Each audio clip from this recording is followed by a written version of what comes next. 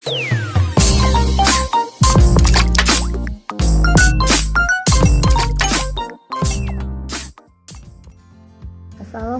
warahmatullahi wabarakatuh. Hai semuanya, semangat pagi. Bagaimana kabar kalian hari ini? Guru harap kalian selalu sehat dan berbahagia selalu. Masih bersama Ibu Desi Yuliani. Hari ini kita akan melanjutkan pembelajaran tema 1, selamatkan makhluk hidup. Subtema kedua, hewan sahabatku, pembelajaran 1 dan kedua. Baiklah, sebelum kita memulai pembelajaran, ada baiknya kita berdoa terlebih dahulu. Berdoa dimulai. A'udzubillahi minasyaitonirrajim. Bismillahirrohmanirrohim. Rabbi zidni ilma warzuqni fahma waj'alni minasyolihin. Amin. Baiklah, mari kita simak video pembelajaran berikut ini. Apakah kamu penyayang hewan? Apa saja manfaat yang diperoleh manusia dari hewan? Bagaimana cara hewan berkembang biak? Ayo kita pelajari. Negara-negara di Asia Tenggara memiliki banyak jenis hewan. Beberapa di antaranya ada yang dijadikan sebagai makanan, simbol negara, atau dijadikan binatang peliharaan. Gajah putih dianggap suci oleh beberapa negara di Asia Tenggara seperti Myanmar, Kamboja, dan Thailand. Menjaga gajah putih adalah usaha yang sangat mahal karena pemiliknya harus menyediakan makanan khusus untuk gajah. Indonesia dikaruniai luas wilayah lautan lebih besar dibandingkan luas daratan. Luas lautan Indonesia mencapai 5,8 juta kilometer persegi.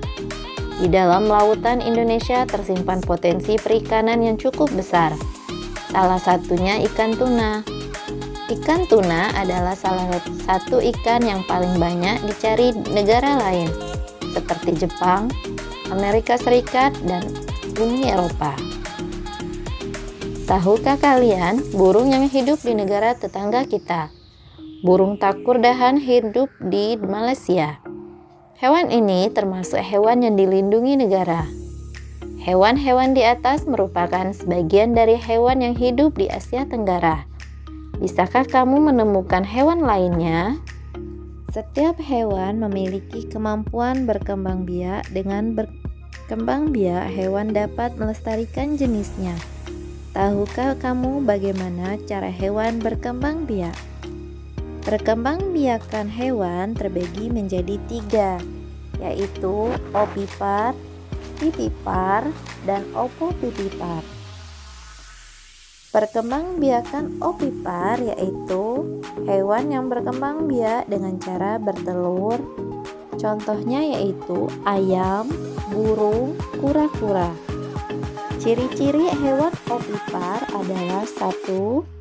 Daun telinga tidak terlihat, tidak memiliki puting susu dan kelenjar susu sehingga tidak menyusui.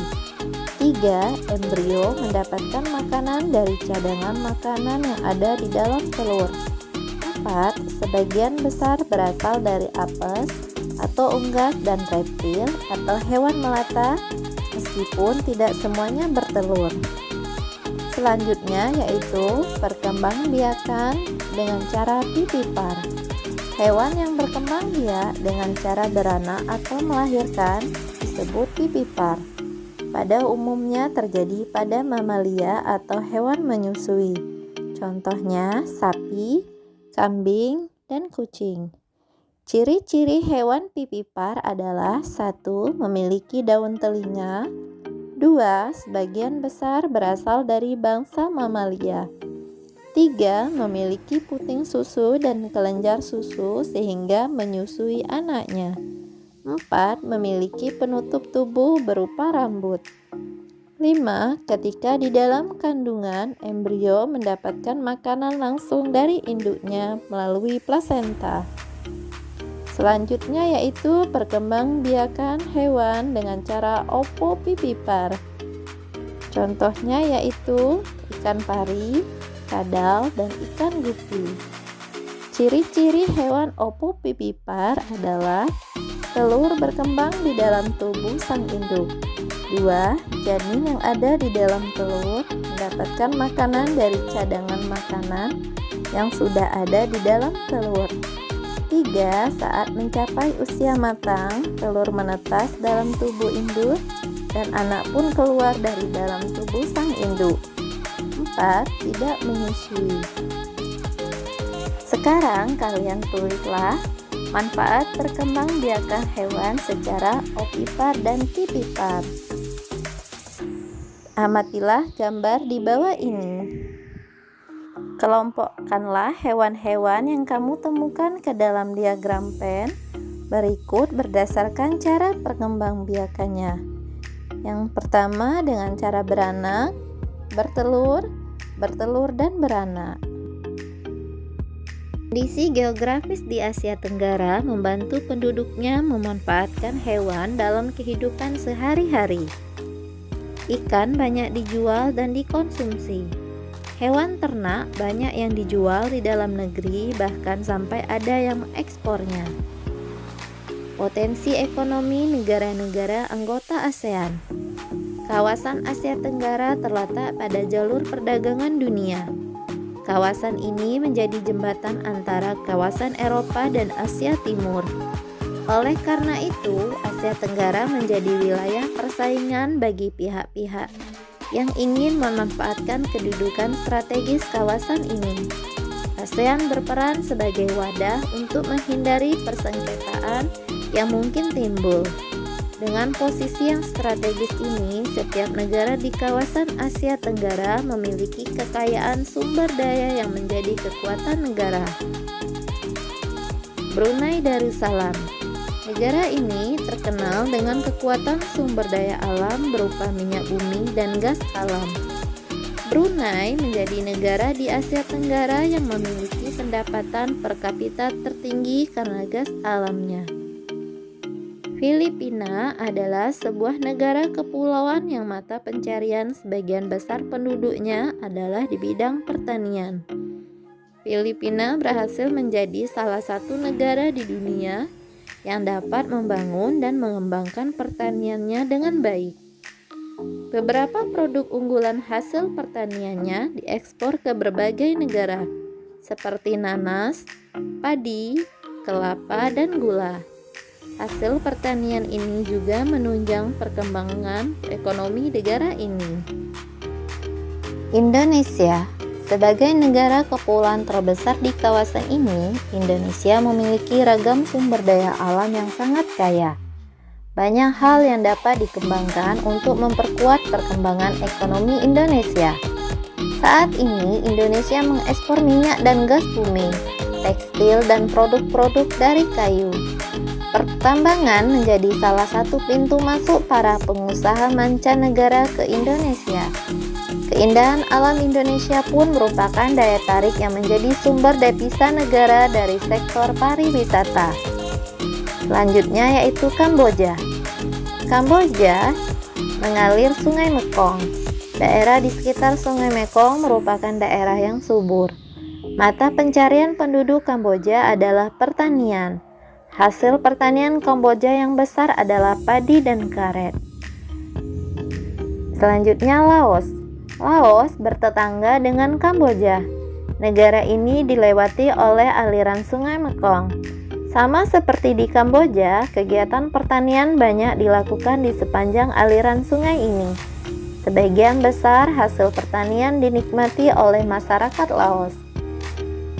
Malaysia.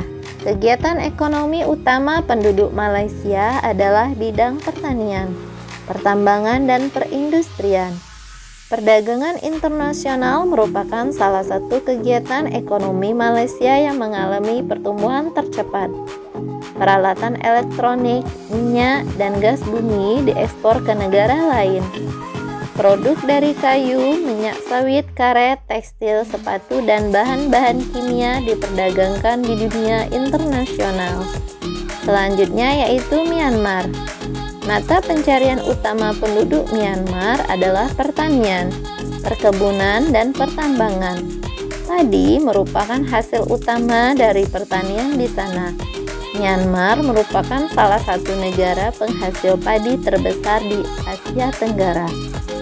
Selanjutnya yaitu Singapura. Singapura merupakan negara paling maju di kawasan ASEAN. Letak Singapura sangat strategis. Saat ini, Singapura menjadi negara transit teramai di Asia. Selanjutnya yaitu Thailand. Thailand sering disebut sebagai lumbung padi di Asia Tenggara. Padi memang merupakan hasil pertanian terbesar dari negara ini.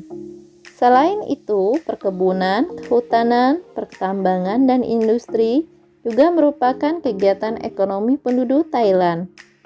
Saat ini, penghasilan utama Thailand adalah sektor pariwisata. Keunikan bangunan budaya di Thailand menjadi daya tarik tersendiri bagi para wisatawan mancanegara. Selanjutnya yaitu Vietnam. Setelah pulih dari Perang Vietnam, negara ini mulai berkembang di berbagai sektor perekonomiannya. Pariwisata dan turisme merupakan perkembangan ekonomi. Bidang pendukung lainnya seperti usaha jasa di bidang perhotelan, restoran, serta transportasi juga turut berkembang pesat. Nah, anak-anak, tugas kalian adalah bandingkanlah negara-negara tersebut dari kehidupan ekonominya. Tulislah hasilnya dalam bentuk diagram pen berikut. Selamat mengerjakan. Ayam adalah unggas yang biasa dipelihara orang untuk diambil telurnya. Memelihara ayam diharapkan dapat memberikan penghasilan dan memenuhi kebutuhan pemiliknya, seperti kebutuhan telur dan daging. Pernahkah kamu mengunjungi peternakan ayam? Ayam potong dapat dimanfaatkan dagingnya dan ayam petelur dipelihara agar telurnya dapat dimanfaatkan. Pernahkah kamu pergi ke peternakan ayam? Apa yang kamu rasakan saat pergi ke sana? Pahamilah lagi kelima sila Pancasila berikut. Kamu akan belajar penerapan sila keempat Pancasila. Santi sangat sedih. Ayahnya baru saja bercerita bahwa penduduk setempat mengeluhkan keberadaan peternakan ayamnya. Mereka tidak tahan dengan bau yang berasal dari peternakan ayamnya. Santi pun bingung. Peternakan ayam Santi adalah peternakan keluarga. Usaha dari peternakan dapat menghidupi keluarga dan membiayai sekolahnya. Santi memiliki peternakan ayam petelur. Secara teratur, ia mengirimkan telur ayamnya ke pasar untuk disimpan di salah satu toko di sana. Santi tidak mau peternakan ayamnya digusur. Ia akan berusaha agar penduduk mau menerima keberadaan peternakannya. Apapun yang terjadi, Santi akan membela keluarganya agar peternakannya tetap beroperasi. Nah, berdasarkan bacaan di atas, berikut jawablah pertanyaan berikut terkait penerapan sila keempat dari Pancasila. 1. Apa pendapatmu tentang sikap Santi? 2. Apa pendapatmu tentang sikap penduduk? 3. Apa yang sebaiknya Santi lakukan dalam menghadapi masalahnya? 4. Apa yang sebaiknya penduduk dilakukan terhadap keberadaan peternakan ayam?